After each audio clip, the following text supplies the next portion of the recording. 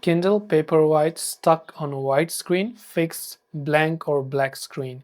So if your Kindle Paperwhite is basically stuck on a white screen, right? Normally that could be happening due to multiple reasons. The first thing you want to check is whether or not your Kindle has run out of battery. So if the battery is in 0% and you were trying to do an activity previously, or maybe it's not plugged in, so make sure to plug in and try to see if that helps you solve the problem as well, right?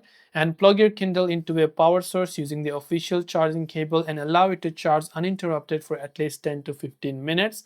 Sometimes it takes a few minutes before the device shows any sign of life when the battery is being completely depleted. If the charging does not fix the issue and you're sure the device has enough battery, the next likely cause is that the Kindle is frozen. To resolve this, we have to perform a hard reset. So we will reset it by pressing and holding the power button for 20 to 40 seconds. So here there will be the power button towards the bottom. Simply hold on it for about 20 to 40 seconds or at least a minute.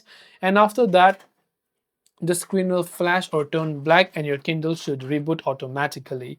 This way you can fix if your Kindle Paperwhite is stuck on white screen. Hope this video helped you out. If you have any questions, feel free to leave them down. Thank you for watching and see you in the next video.